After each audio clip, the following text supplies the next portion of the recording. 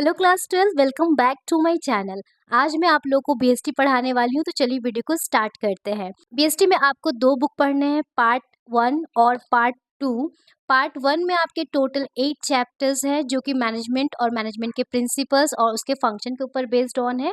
Second book में आपको total 4 chapters पढ़ने हैं जो कि फाइनेंशियल और मार्केटिंग के ऊपर बेस्ड ऑन है। तो आज मैं आपको फर्स्ट बुक का फर्स्ट चैप्टर पढ़ाने वाली हूँ। फर्स्ट चैप्टर का नाम है nature and significance of management. Nature मतलब उसका बिहेवियर किस टाइप का होता है, सिग्निफिकेंस मतलब होता है इंपॉर्टेंस, और मैनेजमेंट का मतलब होता है, इसको अगर दो पार्ट में डिवाइड करें तो मैन का मैनेजमेंट करना ही मैनेजमेंट कहलाता है। यहाँ पे मैन से मतलब होता है ह्यूमन बीइंग, जिसमें मेल फीमेल दोनों हो सकते हैं।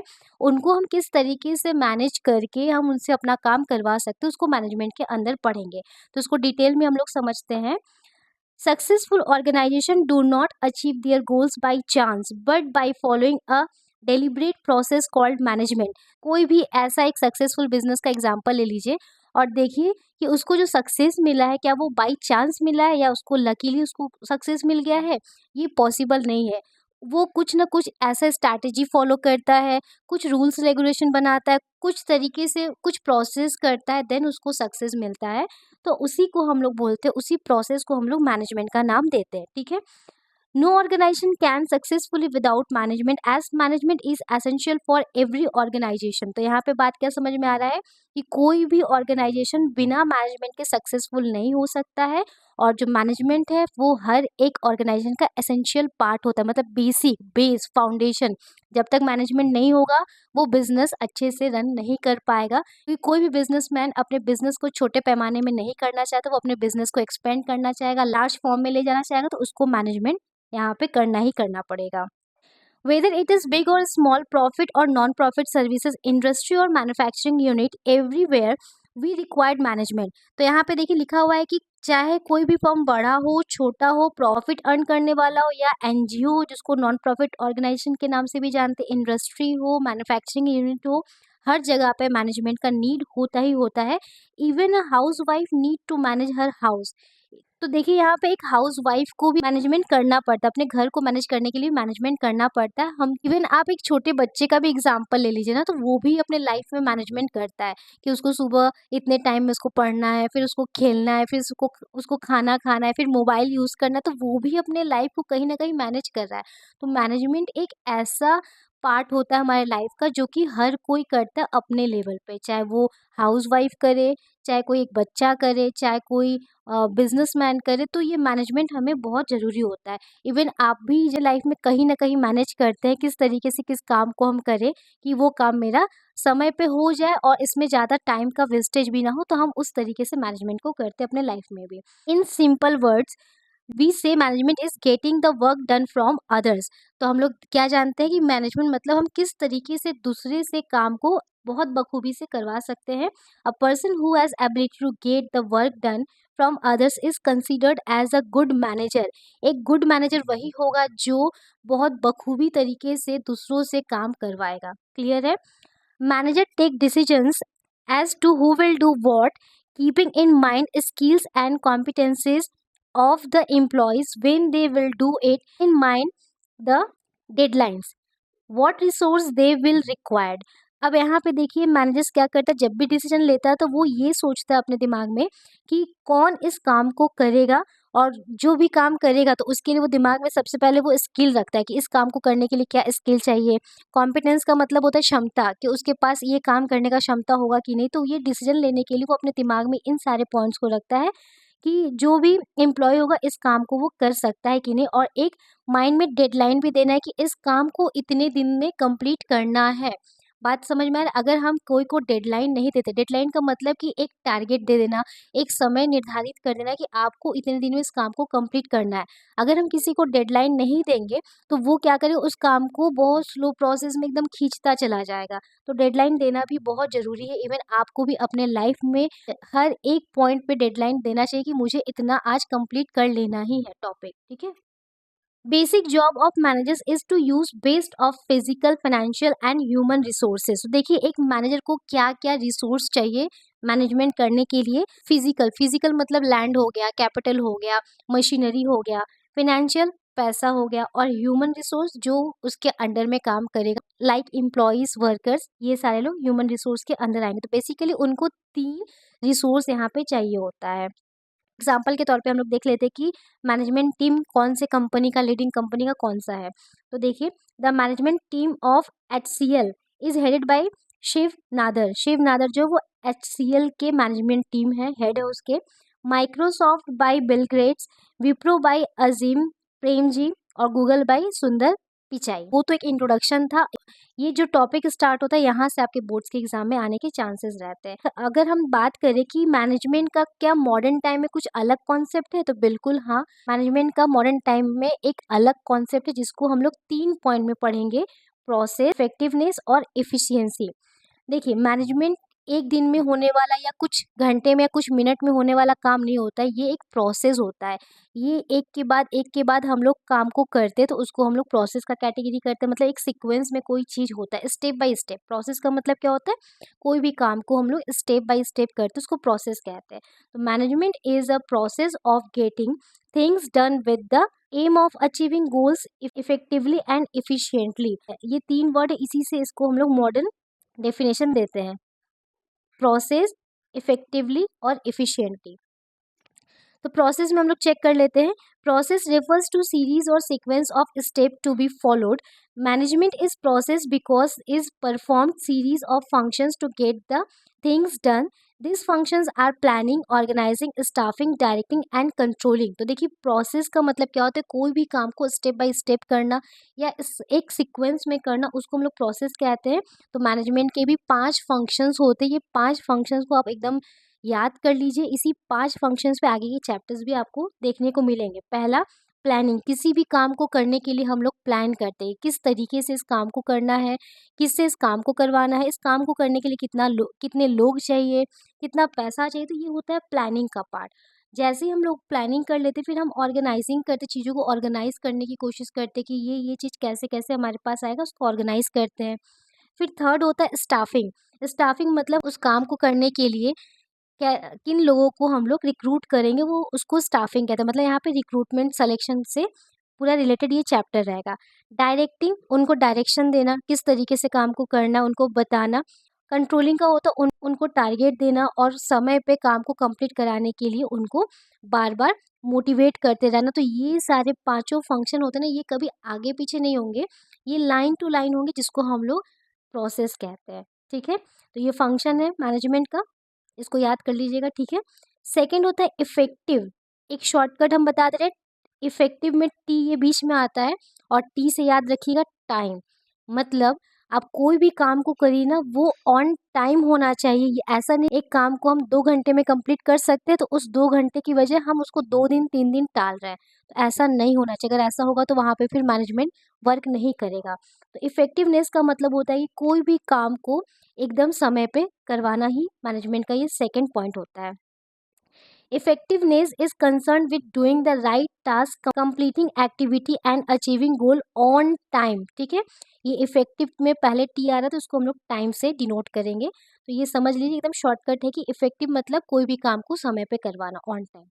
फिर नेक्स्ट आते हैं इफ़िशियंसी। इफ़िशियंसी का मतलब होता है कि आपके पास जितना भी रिसोर्स है, उस रिसोर्स का मैक्सिमम यूटिलाइजेशन करना, उसका वेस्टेज नहीं करना है। जितना ज़्यादा हो सके उसका यूज़ करके हमें काम को करना है, उसी को हम लोग बोलते हैं इफ़िशियंसी। ठीक है, efficiency refers to do the task in right way. अगर हम किसी भी काम को सही तरीके से करेंगे, तो उसमें रिसोर्स का वेस्टेज नहीं होगा। With minimum cost and optimum utilization of resource. तो इस लाइन को आप दिमाग में बैठा लीजिए कि कम खर्चे में और ज़्यादा उसका यूटिलाइजेशन करना है। अगर आप कोई भी प्रोजेक्ट में पैसा लगा रहे हैं, तो उसको पहले चेक करिए कि वो ज़्यादा आउट ऑफ बजट तो नहीं जा रहा, वो आपके बजट में मिनिमम कॉस्ट है उसका, और उसका आप मैक्सिमम यूज़ कर रहे हैं कि नहीं। तो ये भी मैनेजमेंट का एक कॉन्सेप्ट है। Efficiency involves cost benefit analysis. It focuses on driving more benefits by using less resources. तो ये आपको बताता है कि आप कम रिसोर्स में उसका मैक्सिमम यूज़ करिए, कम खर्चे में उसका मैक्सिमम यूज़ करिए। तो इन तीनों पॉइंट से हमारा जो मॉडर्न कॉन्सेप्ट होता है, तो इसको आप लोग याद कर लीजिए और अपने नोटबुक में लिख लीजिए। अगर आपके पास बुक नहीं है तो कोई टेंशन नहीं, कोई प्रॉब्लम नहीं, मैं बुक से ही आपको पढ़ा रही हूँ। और इसी बुक से आप अपने नोट्स भी तैयार कर लीजिए, ठीक है। नोट्स आप अपने से तैयार करेंगे वो ज़्यादा आपके लिए बेनिफिशियल होगा। फिर से एक बार इसको बता देते हैं, management is a process of getting things done with the aim of achieving goals effectively and efficiently. मैनेजमेंट एक प्रक्रिया है जिसके थ्रू हम लोग क्या करते हैं, अपने ऑर्गेनाइजेशन के गोल को अचीव करते हैं। किस तरीके से? ऑन टाइम करके और मिनिमम कॉस्ट में मैक्सिमम उसका यूटिलाइजेशन करके, ठीक है। और यहाँ पे बहुत सारा डेफिनेशन दिया हुआ है, तो कोई एक डेफिनेशन यहाँ पे आप लिख लीजिए जो आपको बेस्ट और इजी हो, ठीक है। और यहाँ पे देखिए डिफरेंस है बिटवीन इफेक्टिवनेस और इफिशियंसी, इसको भी आप लोग लिख लीजिएगा। ये मैंने आपको ऊपर समझा दिया, बाकी आप इसको अपने से करिएगा, ठीक है। अब नेक्स्ट देखेंगे point, relation between efficiency and effectiveness conclusion. तो देखिए यहाँ पे आपको ये एक तराजू दिखाई दे रहा है जिसको हम लोग बैलेंस कहते हैं। दोनों ही साइड इसका इक्वल होना चाहिए, ये ज़्यादा झुका हुआ, ये ज़्यादा उठा हुआ नहीं होना चाहिए। अगर ऑर्गेनाइजेशन में ये दोनों बैलेंस्ड है तो बिजनेस बहुत अच्छा चलेगा। ये ऊपर नीचे है विच मीन्स कि आप काम तो समय पे कर ले रहे हैं लेकिन उस पे आपका ज़्यादा कॉस्ट आ रहा है और ज़्यादा वेस्टेज हो रहा है रिसोर्स का, तो भी वो आपके लिए बेस्ट नहीं होगा। या फिर आप बहुत कम रिसोर्स में काम कर रहे हैं, मैक्सिमम यूटिलाइजेशन भी कर रहे हैं बट आपका समय ज़्यादा लग रहा है, तो ये दोनों ही बैलेंस होना चाहिए, इन दोनों में इम्बैलेंसनेस नहीं होना चाहिए, ठीक है। तो यही इसका रिलेशन है। कैरेक्टरिस्टिक्स और फीचर्स ऑफ मैनेजमेंट, यहाँ से केस स्टडी बनते हैं बोर्ड के एग्जाम में, ठीक है। तो पहला इसका फीचर्स होगा, management is goal oriented process. आखिर हम मैनेजमेंट क्यों करते हैं? किसी भी गोल को अचीव करने के लिए तो मैनेजमेंट करते हैं, अदरवाइज हमारे लाइफ में अगर गोल नहीं होगा तो हम लोग क्या करेंगे, अपने हिसाब से काम करेंगे, जैसा मन करेगा वैसा करेंगे। लेकिन आपने एक टारगेट सेट कर लिया है या आपने कोई गोल सेट कर लिया, तो आपको उस गोल को अचीव करने के लिए क्या करना पड़ेगा, मैनेजमेंट करना ही पड़ेगा। तो जिसका पहला फीचर्स हो जाएगा, management is a goal oriented process, ठीक है। आगे बढ़ते हैं। देखिए इसको हम पढ़ पढ़ के लाइन टू लाइन नहीं समझा रही है, बहुत अंडरस्टैंडेबल चीज़ है, आप इसको देख लीजिए। आप वीडियो को पॉज करके इधर से नोट्स बनाइए और खुद ब खुद आपको समझ में आ जाएगा, ठीक है। नहीं समझ में आएगा तो प्लीज़ आप लोग एकदम फ्री हैं, कोई टेंशन नहीं, आप लोग कमेंट सेक्शन में कमेंट करिएगा, उसके लिए मैं आपको एक अलग से वीडियो बना दूंगी।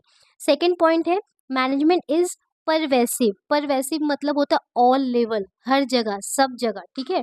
मैनेजमेंट एक ऐसा प्रोसेस है ना जो हर जगह होता है, चाहे वो छोटा लेवल हो, चाहे वो बड़ा लेवल हो, या अप हो, डाउन हो, लार्ज स्केल हो, स्मॉल स्केल हो, कोई भी हो, हर जगह मैनेजमेंट का यूज किया जाता है। तो इसीलिए सेकंड इसका हो जाएगा, मैनेजमेंट इज परवेसिव। थर्ड इसका होता है, management is multi dimension. Multi dimension मतलब उसके बहुत सारे पहलू होते हैं, ठीक है, बहुत सारे साइड्स होते हैं मैनेजमेंट के। तो यहाँ पे तीन है मैनेजमेंट के डायमेंशंस। पहला है मैनेजमेंट ऑफ वर्क, सेकंड है मैनेजमेंट ऑफ पीपल, थर्ड है मैनेजमेंट ऑफ ऑपरेशन। तो मैनेजमेंट ऑफ वर्क का मतलब होता है कि आपका एम क्या है, आप क्या करना चाहते हैं, ठीक है, उसका आपको मैनेजमेंट करना होता है। जैसे अगर कोई स्कूल है तो उसका मेन मकसद क्या होता है, वो एजुकेशन को प्रोवाइड करेगा। अगर कोई हॉस्पिटल ओपन कर रहा है, हॉस्पिटल खोल रहा है, तो हॉस्पिटल का मेन ऑब्जेक्ट क्या होगा, वो हेल्थ सर्विस देगा। और अगर कोई इंडस्ट्री है तो उसका मेन ऑब्जेक्टिव क्या होगा, क्या वो मैन्युफैक्चरिंग करेगा, मतलब काम क्या होना है, वो मैनेजमेंट ऑफ वर्क में आपको डिफाइन किया जाता है।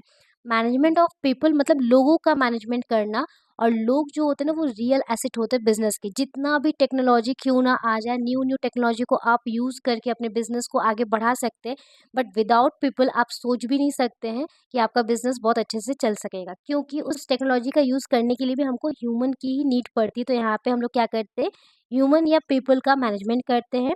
और थर्ड है ऑपरेशन। ऑपरेशन मतलब होता है एक्टिविटी, कि आपने जैसे सोचा है कि स्कूल आपको खोलना है, तो स्कूल का मेन ऑब्जेक्टिव क्या हो गया कि आपको एजुकेशन प्रोवाइड करना है। और उस एजुकेशन को प्रोवाइड करने के लिए आप क्या करेंगे, टीचर्स, प्रिंसिपल्स, मैनेजर्स, डायरेक्टर्स यहाँ पे हायर करेंगे। फिर उसी एजुकेशन को किस तरीके से पूरे एनुअल में कंप्लीट कराना है, क्या एग्जाम कैसे लेना है, पैटर्न कैसा होना चाहिए, वो ऑपरेशन के अंदर आएगा। तो ये तीन डायमेंशन जो होते हैं मैनेजमेंट में होते हैं। तो थर्ड पॉइंट इसका क्या हुआ, मैनेजमेंट इज मल्टी डायमेंशन, मतलब इसमें बहुत सारे इसके डायमेंशन होते हैं। बेसिकली यहाँ पे तीन आपको पढ़ना है। अभी हम लोगों ने जो फंक्शन पढ़ा था उसको हम लोग देख लेते हैं कि मैनेजमेंट के इस तीन डायमेंशन में कहाँ कौन सा फंक्शन कहाँ पे यूज होता है। तो मैनेजमेंट ऑफ वर्क, आपका क्या काम होना है, आप किस पे काम करना चाहते हो, तो इसके अंदर आपके तीन काम आएंगे। प्लानिंग, आप सोचेंगे स्कूल कहाँ पे खोले, कैसे खोले, ये प्लानिंग हो गया। और ऑर्गेनाइजिंग करेंगे, स्कूल के लिए हमको मटेरियल चाहिए, हमको सारा चीज़ को ऑर्गेनाइज करना। और कंट्रोलिंग, तो ये तीन फंक्शन जो मैनेजमेंट के हैं बेसिक, वो मैनेजमेंट ऑफ वर्क में आता है। इसमें भी आपके एमसीक्यू बन सकते हैं, तो बहुत इसको केयरफुली समझिएगा। है ये बहुत आसान, बट इसको अच्छे से समझ के उसको इम्प्लीमेंट करिए, ठीक है। उसको याद रखिए और रिवीजन बहुत मस्ट है। डेली का डेली आप अपना रिवीजन करते रहिए। सेकंड होता है मैनेजमेंट ऑफ पीपल। लोगों का हम लोग मैनेजमेंट करेंगे तो वो हो जाएगा स्टाफिंग एंड डायरेक्टिंग। उनका भर्ती करना, जैसे टीचर्स को हमको रखना है तो उनका सिलेक्शन करना, रिक्रूटमेंट करना, फिर उनको डायरेक्शन देना कि आपको ये काम करना, आपको ये काम करना, मतलब उनको काम असाइन करना। तो यहाँ पे ये पांचों फंक्शन हो गया। और अगर हम ऑपरेशन का बात करें कि मैनेजमेंट ऑफ ऑपरेशन, इसमें क्या क्या ऑपरेशन हो सकता है, प्रोडक्शन हो सकता है, सेल्स हो सकता है, परचेज हो सकता है। ये 3 काम हो सकता है। अगर आप मैन्युफैक्चरिंग कर रहे हैं तो प्रोडक्शन करिए, फिर जो भी प्रोडक्ट बन के तैयार है उसको सेल करिए, फिर परचेज़ करिए। परचेज़ हम लोग रॉ मटेरियल करते हैं या कोई बना बनाया फिनिश गुड्स करते हैं फॉर रीसेलिंग के लिए। तो ये आपके यहाँ पे फंक्शंस आते हैं, तो इसको आप ध्यान से ऐसे ही फ्लो चार्ट बना के अपने नोटबुक में आप इसको लिख लीजिए। फोर्थ पॉइंट में management is a continuous process. Continuous का मतलब क्या होता है, लगातार, कभी भी रुकने वाला नहीं होता है। मैनेजमेंट, अगर हम इतने काम को अचीव कर लिए, फिर नेक्स्ट इतने काम को करना है, फिर नेक्स्ट इतने काम को करना है, विच मीन्स मैनेजमेंट एक लगातार होने वाला प्रोसेस है। नेक्स्ट, फिफ्थ में पढ़ेंगे management is a group activity. Management आखिर हम लोग किसका करते हैं, ह्यूमन का मैनेजमेंट करते हैं। तो ये क्या है, ग्रुप एक्टिविटी। हमको लोगों को साथ में लेके काम को समय पे, मतलब इफेक्टिवली और इफिशिएंटली कंप्लीट करवाना है। तो ये क्या होता है, मेनली आपका ग्रुप एक्टिविटी होता है, इंडिविजुअल नहीं होता है। फिर सिक्स्थ पॉइंट में आ जाएगा management is a dynamic function. Dynamic का मतलब होता है चेंजेबल। ऑल ऑफ सडन कुछ भी हो सकता है, कुछ भी चेंज हो सकता है और हमको उस हिसाब से मैनेजमेंट को करना है। जैसे एग्जांपल ले लेते हैं कि जब कोरोना नहीं आया था तो उस टाइम में लोग का अपने बिजनेस में बहुत अलग अलग तरीके से मैनेजमेंट हो रहा था। लेकिन जैसे ही कोरोना आया, पैंडेमिक सिचुएशन आया, सबको अपने मैनेजमेंट को चेंज करना पड़ा। तो मैनेजमेंट बहुत ही फ्लेक्सिबल होता है, उसको हम लोग चेंज कर सकते हैं according to our need, according to organization need, ठीक है। तो ये डायनामिक फंक्शन होता है। Seventh point, management is an intangible force. Intangible मतलब होता है जिसको हम देख नहीं सकते, छू नहीं सकते, बट फील कर सकते हैं।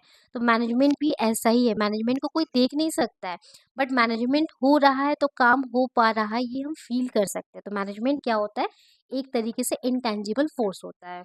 तो टोटल आपके 7 फीचर्स है। इन 7 फीचर्स को आप अच्छे से अपने कॉपी में नोट कर लीजिए। अब नेक्स्ट टॉपिक हम लोग पढ़ेंगे, फर्स्ट चैप्टर का थर्ड टॉपिक है ऑब्जेक्टिव ऑफ मैनेजमेंट। मैनेजमेंट का क्या उद्देश्य है, ये भी तो हमको पढ़ना है, ये भी इंपॉर्टेंट पॉइंट है। तो ऑब्जेक्टिव में हम लोग 3 ऑब्जेक्टिव पढ़ेंगे। एक होता है ऑर्गेनाइजेशनल ऑब्जेक्टिव, एक होता है सोशल ऑब्जेक्टिव और एक होता है पर्सनल ऑब्जेक्टिव। इन तीनों ऑब्जेक्टिव को हम लोग डिटेल से पढ़ेंगे। ऑर्गेनाइजेशनल ऑब्जेक्टिव का मतलब आपके बिजनेस का क्या नीड है, आपके बिजनेस का क्या ऑब्जेक्टिव है, उसको प्रॉफिट अर्न करना है कि सरवाइव करना है, क्या एक्सपेंशन करना है, तो उसका क्या ऑब्जेक्टिव है। ऑब्जेक्टिव का मतलब यहाँ पे उद्देश्य, लक्ष्य क्या है उसका, ठीक है। तो मीनिंग देख लेते हैं, this objectives aim at prosperity and growth of the organization. तो देखिए यहाँ पे क्या होता है, कोई भी बिजनेस हो, कोई भी ऑर्गेनाइजेशन हो ना, वो क्या एम करेगा, यही करेगा कि उसका बिजनेस प्रॉस्परस हो। प्रॉस्परस का मतलब समृद्ध हो, ग्रो करे, एक्सपेंड करे। यही एक बिजनेस का, एक ऑर्गेनाइजेशन का गोल होता है। तो इस गोल को अचीव करने के लिए आपको 3 पॉइंट ध्यान देना। सबसे पहले तो अगर कोई भी ऑर्गेनाइजेशन बन रहा है, कोई भी बिजनेस बन रहा है, तो वो स्टार्टिंग में क्या हो, कम से कम वो सर्वाइवल हो जाए, मार्केट में एक लॉन्ग पीरियड तक टिक जाए ताकि वो सर्वाइव कर पाए। और जहाँ कंपनी सर्वाइव करेगा उसको नो डाउट प्रॉफिट तो होगा ही होगा। और जब प्रॉफिट होगा तो वो अपना एक्सपेंशन जरूर करेगा, ठीक है। अगर आप ही बिजनेस करते हैं, स्टार्टिंग में आपको थोड़ा लॉस होगा, फिर धीरे धीरे आप अगर उसको कंटिन्यूअस कंसिस्टेंसी के साथ काम करते तो वो सर्वाइवल आपको मिलना शुरू हो जाएगा। जहाँ सर्वाइवल मिलेगा, आप टिक जाएंगे मार्केट में, तो आपको प्रॉफिट होगा। उसी पैसे से, उसी प्रॉफिट से आप उसी को एक्सपेंड करेंगे, ठीक है। तो अगर पूछा जाए ऑर्गेनाइजेशनल ऑब्जेक्टिव में कि कौन कौन सा ऑब्जेक्टिव होते हैं, पहला ऑब्जेक्टिव होता है सर्वाइवल, सेकंड होता है प्रॉफिट और थर्ड होता है ग्रोथ, ठीक। अब नेक्स्ट देखते हैं सोशल ऑब्जेक्टिव्स। तो देखिए हम लोग सामाजिक प्राणी हैं, समाज में ही रहते हैं, सोशल में ही रहते हैं। सो सोशल के विरुद्ध जाके कोई काम हम लोग नहीं कर सकते हैं। हमको अकॉर्डिंग टू सोशल ही काम करना पड़े, तभी जाके मेरा बिजनेस सरवाइव कर पाएगा। तो यहाँ पे सोशल के भी कुछ नीड्स होते हैं, कुछ ऑब्जेक्टिव्स होते हैं। पहला ऑब्जेक्टिव हम लोग यहाँ पे देखेंगे, using environmental friendly method of production. अगर हम इको फ्रेंडली आइटम्स बनाते हैं और उस मेथड से यूज़ करके उसको बनाते हैं, तो यहाँ पे इन्वायरमेंट में पॉल्यूशन कम होगा और कहीं ना कहीं हम लोग यहाँ पे अपना कंट्रीब्यूशन दे रहे हैं अपने इन्वायरमेंट को क्लीन रखने में। ठीक है, तो यही लिखा हुआ है, using environmental friendly method of production. आप जो भी प्रोडक्शन का मेथड यूज कर रहे हो वो इको फ्रेंडली होना चाहिए। सेकेंड पॉइंट है providing employment opportunity specially to weaker section of society. हमारे देश में गरीबी बहुत है, पावर्टी बहुत ज़्यादा है, तो एक बिजनेस एक या ऑर्गेनाइजेशन अगर होता है तो वो क्या करेगा, वो समाज से ही अपने यहाँ पे रिक्रूटमेंट करेगा, सिलेक्शन करेगा, मतलब वो वीकर सेक्शन को सपोर्ट करेगा। कैसे? एम्प्लॉयमेंट अपॉर्चुनिटी देके, क्योंकि देखिए गवर्नमेंट का जॉब सबको मिल नहीं सकता है। आप भी अगर कर रहे हो तो ये ज़रूरी नहीं कि गवर्नमेंट का जॉब आपको मिलेगा ही मिलेगा, क्योंकि सीट बहुत लिमिटेड है और कैंडिडेट बहुत है। तो बिजनेसमैन या एंटरप्रेन्योर जो होते हैं या कोई ऑर्गेनाइजेशन होता है वो क्या करते हैं, वो भी वैकेंसी निकालते हैं, वहाँ पे प्राइवेट जॉब मिलता है तो वहाँ पे लोगों को ये क्या करते हैं, एम्प्लॉयमेंट अपॉर्चुनिटी देते हैं। इस वाले पॉइंट में क्या होगा, contribution towards desirable civic activity. इसमें आप डोनेशन कर दे रहे हैं, चैरिटी कर दे रहे हैं या फ्री कैंपेन ओपन कर दे रहे हैं सबके लिए। तो इस तरीके से आप क्या करते हैं, समाज में कंट्रीब्यूशन देते हैं अपना। जनरेशन ऑफ इकोनॉमिक वेल्थ, तो देखिए अगर आप किसी को जॉब दे रहे हैं तो वो इनकम अर्न कर रहा है तो पर कैपिटा इनकम बढ़ेगा, उससे पर कैपिटा इनकम बढ़ने से क्या होता है, जीडीपी बढ़ता है और जीडीपी बढ़ने से हमारे इकोनॉमिक वेल्थ का ग्रोथ होता है। तो कहीं ना कहीं यहाँ पे जॉब अपॉर्चुनिटी होने से लोग इनकम करते हैं, उनकी लिविंग स्टैंडर्ड बढ़ती है, तो यहाँ से इस तरीके से इकोनॉमिक वेल्थ होता है। नेक्स्ट पॉइंट है participating activity in social service project of government and NGO. तो यहाँ पे भी वही बात है कि हम लोग क्या करेंगे, गवर्नमेंट के प्रोजेक्ट या एनजीओ के प्रोजेक्ट में भी हम पार्टिसिपेट करेंगे, उनको भी हेल्प करेंगे। तो देखिए जैसे बड़े बड़े सेलिब्रिटी हो गए या बड़े बिजनेसमैन होते हैं तो वो लोग भी ऐसा काम करते हैं, इससे क्या होता है, समाज का भला होता है। और last, supply of quality product at reasonable price. Most important कि आप जो भी गुड्स बना रहे हैं, जो भी प्रोडक्ट आप मार्केट में निकाल रहे हैं, लॉन्च कर रहे हैं, वो बहुत ही रिजनेबल प्राइस होना चाहिए और अच्छा क्वालिटी होना चाहिए। मतलब आप ज़्यादा ना सस्ते में बेचिए ना महंगे में बेचिए, जैसा क्वालिटी है उसके अकॉर्डिंग आप अपने गुड्स का प्राइस रखिए। ये हो गया आपका सोशल ऑब्जेक्टिव्स। अब थर्ड पढ़ेंगे हम लोग पर्सनल ऑब्जेक्टिव या ह्यूमन ऑब्जेक्टिव या इंडिविजुअल ऑब्जेक्टिव। तो देखिए यहाँ पे सबसे पहले तो बिजनेस में क्या ऑब्जेक्टिव होना चाहिए उसके बारे में हम लोग पढ़ लिए, समाज का क्या उद्देश्य होना चाहिए उसके बारे में पढ़ लिए। अब यहाँ पे इंडिविजुअल का क्या उद्देश्य है उसके बारे में हम लोग जानेंगे। ठीक है, पहला, competitive salary to fulfil financial need of employees. अगर कोई भी एम्प्लॉय आपके पास काम कर रहा है तो आप उसको एक अच्छा सैलरी देंगे, मतलब कॉम्पिटिटिव सैलरी जो मार्केट में दिया जा रहा है अकॉर्डिंग टू उसके स्किल उसके नॉलेज, आप आप भी उसको उतना ही प्रोवाइड करिए, उसके एक्सपीरियंस को देखिए। तो इससे क्या होगा, आपका एम्प्लॉय बहुत खुश हो जाएगा और बहुत मन लगा के काम करेगा। तो यहाँ पे हमेशा उनका यही होता है ऑब्जेक्टिव कि भाई उनको एक कॉम्पिटिटिव सैलरी मिलना चाहिए जिससे कि वो अपने ड्रीम को फुलफिल कर पाए। Second, promotion training personal growth and development of employees to fulfil team and other higher level needs of employees. तो यहाँ पे देखिए जो भी एम्प्लॉय मेरे यहाँ पे काम कर रहा है बहुत दिनों से, तो हम उसका प्रमोशन कर दिए, उसको ट्रेनिंग दे दिए, न्यू काम सिखा दिए, उसको उसका पर्सनल ग्रोथ करवा दिया गया। तो इस तरीके से एम्प्लॉयज़ का डेवलपमेंट होता है और इस टीम का मतलब होता है उसका सेल्फ रिस्पेक्ट। उसको सेल्फ रिस्पेक्ट मिलेगा, वो हायर लेवल पे जब पहुँचेगा ना तो उसको एक अलग सा सेटिस्फेक्शन मिलेगा। तो ये सेकेंड ऑब्जेक्टिव हो जाएगा पर्सनल ऑब्जेक्टिव का। Third, P recognization self respect respect for colleagues to fulfil social need. अब देखिए कोई भी इंसान अगर किसी भी ऑर्गेनाइजेशन में काम कर रहा है, अगर उसका कोई इज्जत ही नहीं कर रहा, उसको रिस्पेक्ट ही नहीं दिया जा रहा, उसको हमेशा डांट डांट के बताया जा रहा है, चिल्लाया जा रहा है, तो क्या वो उस काम को करेगा? कभी नहीं करेगा। सैलरी उसको कितना भी अच्छा मिले लेकिन वो वहाँ पे काम नहीं करेगा, क्योंकि सेल्फ रिस्पेक्ट बहुत ज़रूरी होता है हर एक इंसान के लिए। तो उसको हमें सेल्फ रिस्पेक्ट देना है। उसका पी रिकॉग्नाइजेशन का मतलब एक डेजिग्नेशन बना देना है कि भाई ये हमारे अकाउंटेंट है, ये हमारे मैनेजर्स है। तो इस तरीके से यहाँ पे पी रिकॉग्नाइजेशन हो गया। रिस्पेक्ट फॉर ऑल कलीग, मतलब जितने भी उनके साथ काम कर उनके लिए रिस्पेक्ट होना, तो ये सारा चीज़ भी इंडिविजुअल ऑब्जेक्टिव में आ जाता है। Fourth, good and healthy working condition for safety of employees. और यहाँ पे कोई भी एम्प्लॉय काम कर रहा है तो उसके लिए आप एक अच्छा और हेल्दी वर्किंग कंडीशन दीजिए ताकि वो एम्प्लॉय अपने आप को सेफ फील करे और अच्छे से काम वहाँ पे कर पाए। ठीक है, तो ये देखिए फ्लो चार्ट बना हुआ है तीनों ऑब्जेक्टिव का, इस तरीके से भी आप लिख के अपना याद कर सकते हैं। ये आप रिविजन टाइम में करिएगा, पहले तो आप डिटेल में अपना नोट्स एक बना लीजिए। नेक्स्ट टॉपिक है इंपॉर्टेंट ऑफ मैनेजमेंट। मैनेजमेंट करते हैं तो इससे क्या फ़ायदा होता है, ठीक है। तो इसको भी पॉइंट्स वाइज हम लोग समझ लेते हैं और यही लास्ट टॉपिक होगा आज के वीडियो का। पहला पॉइंट है management helps in achieving group goal.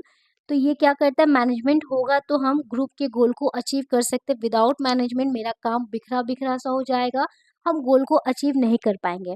Second point, management increase efficiency. Efficiency वही होता है कि लोग कम खर्चे में मैक्सिमम यूटिलाइजेशन करें रिसोर्स का, तो ये भी कहीं ना कहीं हमारे इफिशियंसी को इंक्रीज करता है। अगर आप भी अपने काम को बहुत अच्छे से मैनेज करते हो तो आप भी अपने काम में इफिशियंसी हो जाएंगे, ठीक है। थर्ड पॉइंट होगा management creates a dynamic organization. अभी मैंने बताया डायनेमिक का मतलब होता है चेंजेबल। तो मैनेजमेंट क्या होता है, अगर मैनेजमेंट आप कर रहे हैं ना तो इससे आप बिल्कुल टेंशन फ्री हो जाएंगे। कोई भी सिचुएशन हो, कोई भी इन्वायरमेंट हो, वहाँ पे आप मैनेजमेंट कर सकते हैं। तो मैनेजमेंट कहीं ना कहीं क्रिएट करता है एक डायनेमिक ऑर्गेनाइजेशन, एकदम चेंजेबल, जहाँ पे ऑल ऑफ सडन कुछ भी चेंज हो जाए आप वहाँ पे मैनेज कर सकते हैं। फोर्थ पॉइंट हो जाएगा management helps in achieving personal objective. Personal objective अभी हम लोगों ने पढ़ा था, तो मैनेजमेंट से कहीं ना कहीं लोग अपने पर्सनल ऑब्जेक्टिव को भी अचीव कर सकते हैं। आज बस इतना ही। आई होप स्टूडेंट आज का वीडियो आपको समझ में आया है। नेक्स्ट वीडियो में मिलते हैं नेक्स्ट टॉपिक के साथ, नेचर ऑफ मैनेजमेंट। पढ़ते रहिए, स्वस्थ रहिए, मस्त रहिए। Till then take care, bye bye.